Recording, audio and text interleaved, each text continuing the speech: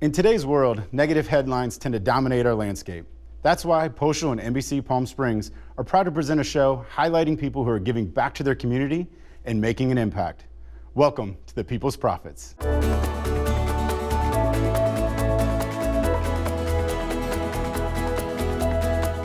On this episode of the People's Prophets, we have Derek Morgan and AJ Vaynerchuk. Thank you for joining us, gentlemen. Derek, would you mind telling us a little bit about yourself? My name is Derek Morgan. I just finished up my 9th year in the league. I got drafted in 2010 to the Tennessee Titans out of Georgia Tech, and been really trying to evolve as a person off the field and sprinkling seeds in different industries and trying to figure out what I like outside of just being an athlete. And did some things where I partnered with Vayner Sports on a partnership, and they represent me as the agency, and been in the impact investment space for the last few years. And so really been trying to take an intentional approach to evolving myself on and off the field. Thank you, Derek. Speaking of Vayner Sports, AJ, would you tell us a little bit about yourself? Sure. So my name's AJ Vaynerchuk.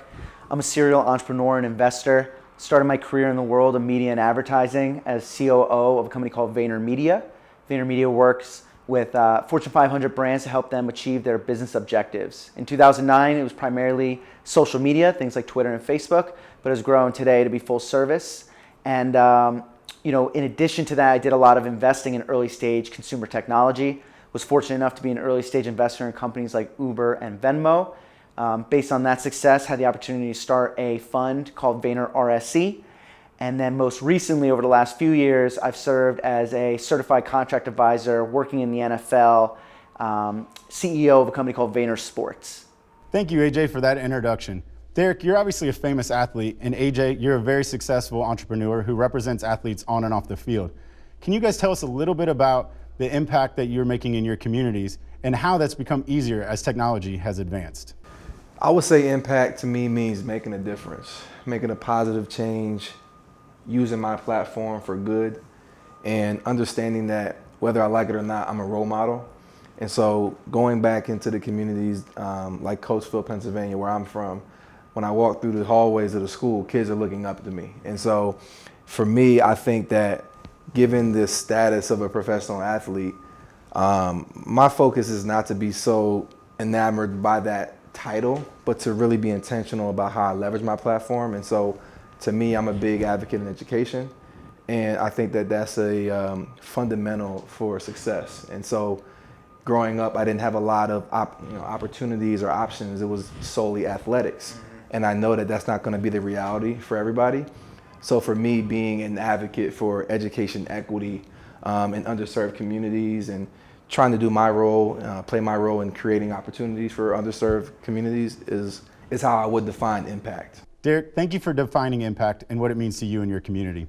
AJ, could you share with us a little bit about how technology has made making an impact easier? So when it comes to impact, I think impact has evolved from 20, 30 years ago to today in 2019, and that big catalyst is the world of social media. When you think about Magic Johnson and Michael Jordan, these are two individuals that have built unbelievable entrepreneurial enterprises, and they did so in a manner that was hard for the youth to track. You know, if you're a 10-year-old kid, 12-year-old kid, you weren't picking up the newspaper as often as you're opening up your phone and looking at Instagram and Twitter. So when we look at LeBron James, who's doing the same thing that Magic and Michael did, you can watch that every step of the way. And so now I believe that a 12-year-old today, by watching LeBron, is going to have a greater ability to make an impact on the world themselves because of platforms like social media. AJ, you're absolutely right. I remember watching Michael Jordan growing up, and I was always hungry to get more of him. Watching press releases, buying his posters, even his VHS tapes, just to hold me over in between games. Nowadays, with technology, I can watch LeBron James' son grow up day to day and become a better basketball player. I was wondering, though, could you share with us what the word impact means specifically to you? So when I think of the word impact, I specifically think about the notion of just making a change and a disruptive change. I think a lot of times impact is most important when something is stagnant. And so the notion that maybe something is the way it is and people just say that that's how it's always been done, I think true impact is flipping that on its head and making a change for the positive. Thank you, AJ. Flipping things on their head can be extremely difficult and sometimes intimidating. Derek, you recently did that by walking away from the sport that you love to pursue other endeavors. I'd love to hear what the word impact means to you. So the word impact to me is a rather new one. It wasn't part of my vocabulary growing up. I think everybody has a different definition of what impact means to them. For me, it means making a positive social change and leveraging my platform to do that. Derek, you've obviously grown up a lot over the years and recently gave up a stellar NFL career to go out and continue making a positive change in your community. Can you tell us a little bit about some of the projects that you're working on? So the first thing I think of is food sustainability. Me and my wife are both plant-based. We made the switch about 2 years ago, solely based on our health. But when you look at a macro scale and you look at the impact that food has on our environment, and you look at the environmental issues that we face today, I think food and the way that we create food and harvest food and farm it is going to have a big impact on our world. And then, aside from that, I see more and more people getting into the impact investment space because they see the sustainability of it. They recognize that you can do good while doing good. And so I think that's a notion that a lot of people are starting to understand and get behind. And for me personally, growing up everywhere I grew up in my life, from Lancaster, Pennsylvania to Columbia, Pennsylvania to Coatesville, Pennsylvania, are all opportunity zones. And so when I look back at that and I look at the legislation and I look at the opportunity, I'm like, okay, well, this has a chance to do some real impactful things if done the right way. And so I think that moving forward, if you have the right advocates and the right thought leaders in this space, I think you have a chance to see very transformative change in these communities. That's very inspirational. Derek, you mentioned transformative change and impact investment. AJ, can you and Derek share a little bit about investments that you've made specifically focused on changing your communities? Yeah, so one investment I made recently really hits close to home, and in a way, the impact is focused on a very small vertical, but I think the future that it holds and how it can impact many is actually in the world of medicine. And it's something that, with a background in consumer technology investment, it's my first time going into something that is in the world of biology and outside of my comfort zone. But as somebody that suffers from a disease called Crohn's disease, I'm an investor in a company called Prime Discovery. And what they're focusing on is actually finding higher quality diagnosis of disease. And so there's all these methods of diagnosing Crohn's disease that could be highly intrusive and inefficient.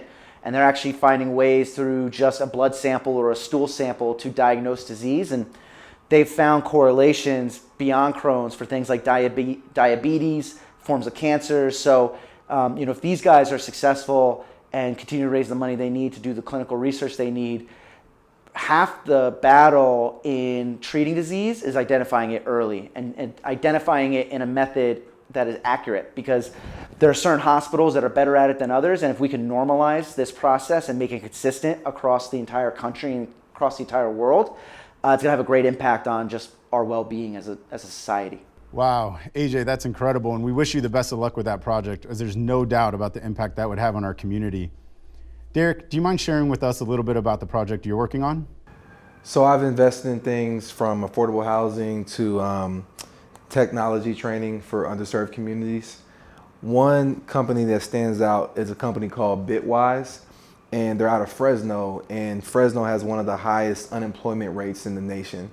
And there's actually a lot of intellectual capital there in forms of small businesses and entrepreneurs, but they just don't have the access to capital or the skill set that they need to succeed.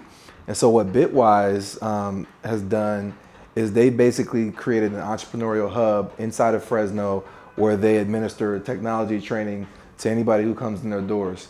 And the CEO of the company is actually a Latino, and they just got done raising the highest Series A, which was set $27 million for any Latino founder in the history of America. And so those stories like that, being able to get 4,000 people technology jobs in Fresno, California, that's why I'm a part of this industry. That's why I believe in it, and that's why I think it's the future.